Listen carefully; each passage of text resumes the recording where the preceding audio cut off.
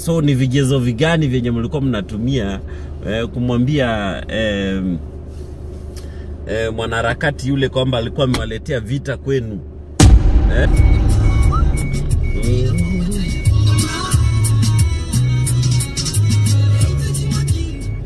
Noma sana, nahitaji makini penzi kulitunza.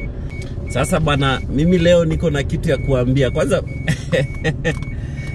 msalimie jamaa wangu fulani wa Mchongo hivi, anaitwa Reporter Mchongo. Na hali gani mtazamaji wa Europeana Classic? Moja kwa moja tuko live bila chenga, na moja kwa moja mtazamaji ni kuibie tu siri. Sasa kinachoendelea leo, naenda kumkata kibao na siogopi lolote. Kichapo kinaenda kutokea leo, sio huyu jamaa ni nice sana. Huwa ananibamba sana kutoka pale Tanzania. Napenda sana kumwangalia na niko na yeye live bila chenga. Live bila chenga niko na yeye na siogopi chochote, ni siogopi lolote. Mumsalimie sana Reporter Mchongo.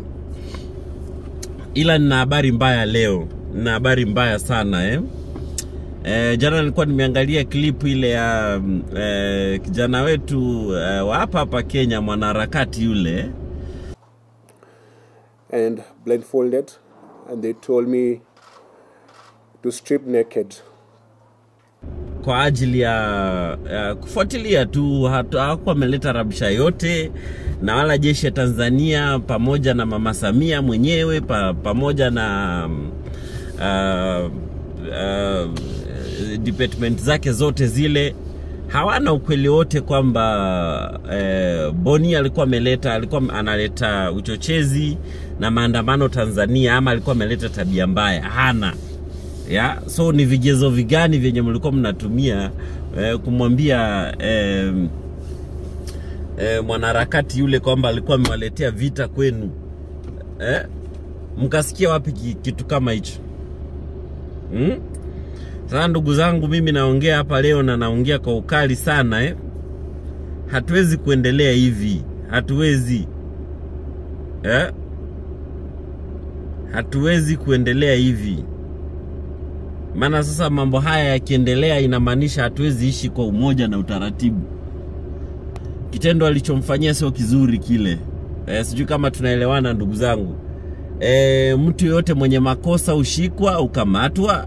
Akikamatwa yupelekwa rumande, akisubiri pale kupelekwa kotini. Sasa nauliza hivi wanangu, kama mtu anashikwa alafu mnaenda kumfanyia kitendo, maana jamaa kidogo pale jana machozi ilikuwa inamtoka. Tuliweza kuona kwenye kanda zile za video kwamba huyu jamaa hata kutembea ilikuwa shida. So inamaanisha kitendo alichomfanyia sio kizuri. They lifted me up and tied me upside down. There's a photo I saw online about what they did to us. It's in my bag. We can distribute when I'm done talking. So we were put in an upside position where my legs were up like this, my body's up, I'm stuck naked. And then they started beating my feet. So they would beat me and massage my feet. I was screaming so hard, I couldn't even, there was no tears coming out because of how painful it was.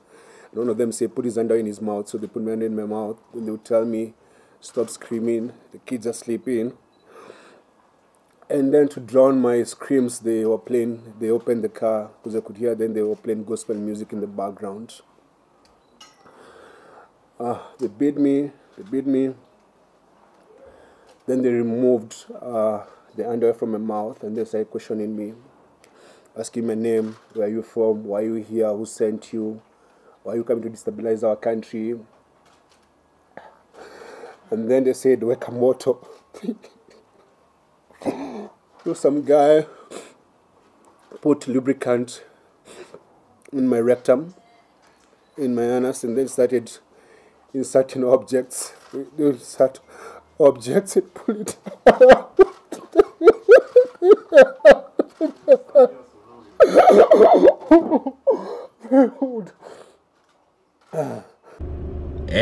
Sio kizuri kabisa. Kama mtu ako na makosa ushikwa, anapelekwa kotini, anachajiwa kwamba ulikuja kuleta vurugu, wenye wako na evidence walete pale kotini kwamba jamaa alikuwa ameleta vurugu, ashikwe, ashtakiwe. Maana mwanaharakati yule alikuwa ameleta, hakuna evidence yote kwamba jamaa alikuwa anakuja kuandaa maandamano Tanzania, haiko. Alafu mtu akishikwa si anapelekwa kotini, anashtakiwa. So mbona mnachukua sheria mkononi? Maana hiyo pia kitendo chenye mlimfanyia alikuwa anaeleza pale, jamani, sio mambo mazuri yale.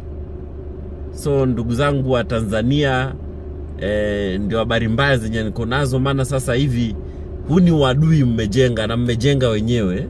Tungekuwa tumesikia amepelekwa jela, yuko tunamuona. Lakini sasa huwezi fanyia mtu hivyo. Pia huyu ni binadamu, na huyu ni mwanaume. Hata ingekuwa msichana hairuhusiwi. Sasa kitendo kile ndo tunakashifu cha kumfanyia.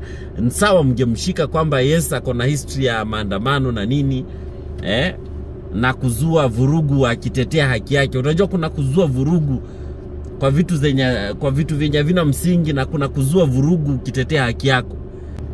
So wale ni wenzake walikuwa nakuja kumtembelea, kumencourage kwamba kuwa strong kwa muda kama huu, kuwa strong. Kaa kiume, hii itaisha, itapita. Alafu mnasema mtu alileta maandamano. Ni nani yako na evidence kwamba huyu jamaa alileta maandamano? Alikuwa analeta maandamano. Na kama alikuwa analeta, mbona hakupelekwa kotini? So huu adui mmeujenga wenyewe. Pale kwa mitandao nilikuwa naona vita mingi sana ikiendelea, sikuongea lolote. Ila kwamba sasa hivi ni kama sasa vita isha, ni ngumu kuwatetea. Ni ngumu sana kuwatetea ndugu zangu. Mtu akishikwa anapelekwa kotini. Ama mna chochote cha kusema kwamba kwa nini ujamaa akafanyiwa vile alifanyiwa? Na Rais Samia pia, wewe vile Kasongo alitoka akaomba msamaha, na wewe pia unafaa utoki uombe msamaha kwa Wakenya kwanza. Idara yako zote ziombe msamaha huku, alafu sasa tunaweza tukaongea kutoka hapo. Lakini kijana tayari alikeshaumia, na watu walioumiza uzuri mnajua wenyewe, ndio mlitoka mkaripoti. Maana mbona tuelewi? Kuonyesha sasa rule of law haiapply Tanzania kabisa. Maana ujamaa kama alikuwa na makosa yake ni yapi? Kama ni haya makosa, yapeleke kotini, muiteni kwamba Tanzania mtu akikuja kuandamana anachajiwa na treason, mnamweka pale ndani. So kutoka vile mlianza, kutoka yule waziri wa idara yule ya usijuni uhamiaji ama ni nini, kutoka hapo tufuatane hivyo, tuombe msamaha mpaka ifike kwa rais pia aombe msamaha wa Kenya. Ndio sasa ndio hii mada ianze rasmi, maana haijaanza. Ukiona mwanaume anashindwa kueleza, yatoka machozi, chenye alichokiona pale yeye ndo anajua. Maybe hata hawezi kutuambia yote. So hii iwafikie wa Tanzania, mjue kitendo mlichofanya. Maana sasa imekuwa, mliona kama vile Wakenya walivyoingia kwa mtandao akafanya vile walifanya. Alitoka Ruto mwenyewe akakuja pale mbele akasema, jamani ni Wakenya, wa Tanzania, kama vijana wangu wamefanya makosa yote, muwasamee. That is kama wamefanya makosa yote. Sijui kama mnanielewa. Sasa ni pia turudishe mkono na ile upande mwingine. Tutokezee na sisi tuseme kwamba tulifanya makosa. Si tayari makosa imefanyika. Ni sawa kuna 3 sides of a story, lakini sasa haiwezi kuwa ujamaa kuna kichaa aje kueleza mambo kama hayo mbele ya watu.